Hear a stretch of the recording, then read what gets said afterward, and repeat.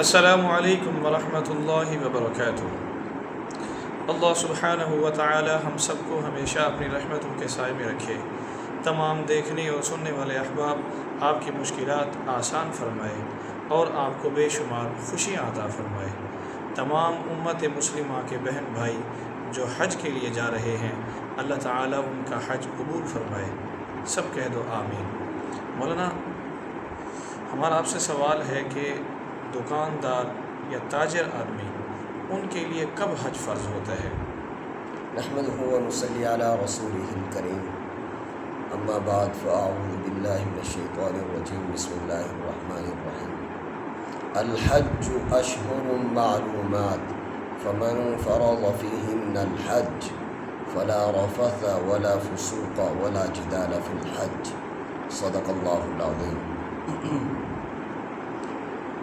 دکاندار اور تاجر آدمی اگر ان کے پاس اتنا مال تجارت ہے یا دکان میں اتنا سرمایہ ہے کہ اگر اس میں سے وہ کچھ بیچ دیں تو بیچنے کے بعد ان کی دکانداری اور ان کی تجارت اتنا باقی رہے گی کہ جتنے میں ان کا متوسط درجے میں، درمیانے درجے میں ان کے اہل و عیال کا گزارا چل سکتا ہے، اور جو انہوں نے بیچا ہے اس بیچنے سے اتنا مال پیسہ ان کے پاس آ جاتا ہے کہ وہ اپنے گھر سے لے کر جتنے حج کے اخراجات ہیں وہ بھی اس سے مکمل ہو جاتے ہیں، اور ان کے اہل و عیال کو بھی وہ اتنا دے کر جا سکتے ہیں کہ واپسی تک ان کے اہل و عیال کا بھی گزارا ہو سکتا ہے۔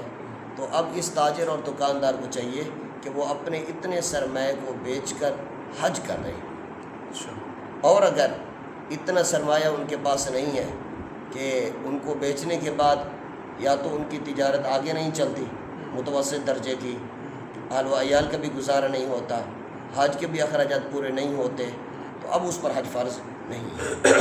اگر کچھ بیچنے کے بعد ان کا کاروبار بھی متوسط درجے کا چلتا ہے اور ان کا خرچہ بھی متوسط درجے کا چل سکتا ہے، تو اب ایسے شخص کو چاہیے کہ وہ اپنے تجارت اور کاروبار میں سے اتنا سرمایہ جمع کرے بیچ کر کہ جس سے وہ حج ادا کر سکے۔ اچھا مولانا، ہمارا اگلا سوال ہے، اگر کسی کے پاس صرف مویشی ہوں اور یا غلہ ہو، اس پر بھی حج فرض ہے؟ بس یہ پہلا مسئلہ اگر آپ نے سمجھ لیا تو دوسرا مسئلہ بھی اسی طرح ہے کہ اگر کسی کے پاس اتنے مویشی ہیں کہ جو ان کی ذاتی ضرورت کے نہیں ہیں، یعنی ان سے وہ دودھ وغیرہ حاصل کرتے ہیں اور ان کا گزر بسر اسی پر ہے، یا ان کے کھیتوں میں کام آنے والے ہیں، اگر ہیں ایسے، پھر تو ان کی ضرورت کے ہیں، پھر تو اس پر حج فرض نہیں ہے۔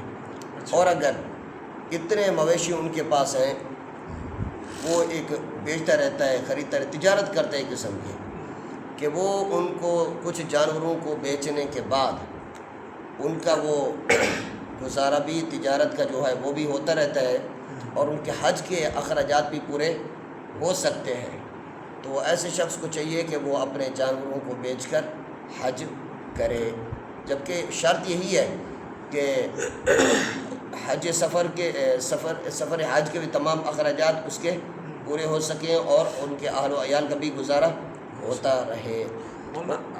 مویشی کے ساتھ غلہ بھی ہو؟ غلہ پھر دو چیزیں ہو جائیں گی، پھر دونوں چیزوں کو ملا کر دیکھا جائے گا۔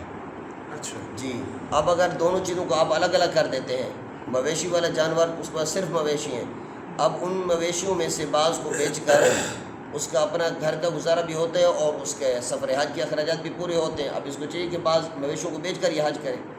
اور اسی طرح غلے کا حال ہے، اگر کسی آدمی کے پاس صرف غلہ ہے، کچھ بھی نہیں ہے، اب یہ اس کا غلہ اتنا ہے کہ اگر اس میں سے کچھ کو وہ بیچ کر پھر اس کے گھر کا بھی گزارا ہوتا ہے اور حج کے اخراجات بھی پورے ہوتے ہیں، تو اب اس کو چاہیے کہ یہ حج ضرور کرے۔ اور اگر اتنا نہیں ہے، خواہ مویشی ہوں یا غلہ ہو، تو پھر اس پر حج فرض نہیں ہے، پھر اس پر ہے جس پر یہ اخراجات یعنی یہ مال صاحب نصاب ایک قسم کا بنتا ہے.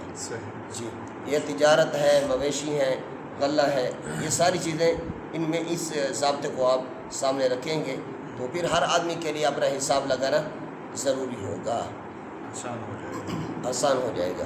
چونکہ پہلے ہم یہ بات عرض کر چکے ہیں کہ ایک آدمی نے اپنے اتنا پیسہ ہے اس کے پاس، اس کا ذاتی مکان نہیں ہے. اگر وہ ان پیسوں سے ذاتی مکان بناتا ہے تو پھر حج نہیں کر سکتا. حج کر سکتا ہے تو پھر مکان نہیں بنا سکتا. علماء کرام فرماتے ہیں کہ اس کو چاہیے کہ پہلے حج کرے. ہاں جی. اسی طرح ایک آدمی کے پاس پیسہ ہے، اگر وہ حج کرتا ہے تو پھر اس کی بیٹی یا بیٹا جوان ہے، ان کی شادی نہیں کر سکتا. اور اگر ان کی شادی کرتا ہے تو پھر حج نہیں کر سکتا. تو علماء کرام نے فرمایا کہ وہ حج کرے، پہلے حج کرے. کیوں؟ اس کی وجہ یہ ہے کہ شادی نام ہے سنت کے مطابق نکاح کا اور حیثیت کے مطابق ولیمے کا. باقی جو چیزیں ہیں رسم و رواج کی وہ تو ہم نے بنائی ہوئی ہے نا، اور شریعت تو ان چیزوں کے پابند نہیں ہے. شریعت نے تو اس کا حکم دینا ہے جو اللہ تعالیٰ کی طرف سے رسول اللہ صلی اللہ علیہ وسلم نے بیان فرمایا. جو شریعت کے مطابق ہوگا شریعت اس کا حکم دے گی. جو شریعت سے ایک چیز زائد ہے، ہم نے اپنی طرف سے رسومات کی صورت میں بنا لی ہے، تو شریعت پر ان چیزوں کی شریعت میں کوئی اہمیت نہیں ہے. اچھا مولانا، اگر کوئی بندہ حج کے لیے ادھارے پیسے کسی سے اٹھائے، ادھار پہ پیسہ اٹھا کے اپنے اوپر لگا کے حج کو چلا جائے انہی پیسوں کے ساتھ، تو یہ ٹھیک ہے؟ یہ تو مولانا اتنا آسان مسئلہ ہے نا. آج کل اللہ تعالیٰ ہماری حفاظت فرمائے، ہم شادیوں کے لیے کتنا خرچہ اٹھاتے ہیں، قرض اٹھاتے ہیں لوگوں سے، اپنے کاروبار کے لیے بھی قرض اٹھاتے ہیں. لیکن یہ اس صورت میں ہے کہ ایک آدمی کے اوپر حج فرض ہو چکا ہے. حج فرض ہونے کے بعد اس نے حج نہیں کیا، اس نے اپنے ان پیسوں کو اپنی اور جگہ استعمال کر لیا. اب تو حج تو اس پر فرض ہے، اب اس کو چاہیے کہ اپنے اس فرض کو ادا کرنے کے لیے یہ قرض اٹھا کر حج کرے. اچھا، ایسا نہیں ہے کہ آدمی پر حج فرض نہیں ہے اب وہ قرض اٹھاتے ہیں. شریعت اس کو مکلف نہیں بناتی، اپنا شوق ہے اس کو اپنے اوپر گویا کہ ایسے ہے کہ اپنے اوپر خود حج فرض کر رہا ہے. اس کے مسائل جیسے قربانی کے مسائل انشاءاللہ ہم جب شروع کریں گے تو قربانی میں بھی اس کی مثالیں آئیں گی.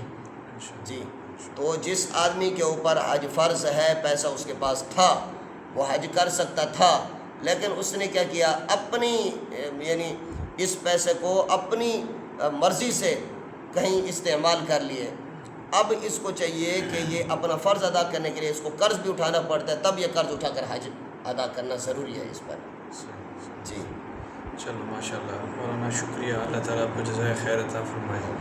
آپ ہمارے ساتھ جڑے رہیے، انشاءاللہ ملتے ہیں اگلی ویڈیو میں ایک نئے موضوع کے ساتھ. جزاکم اللہ خیرا کثیرا.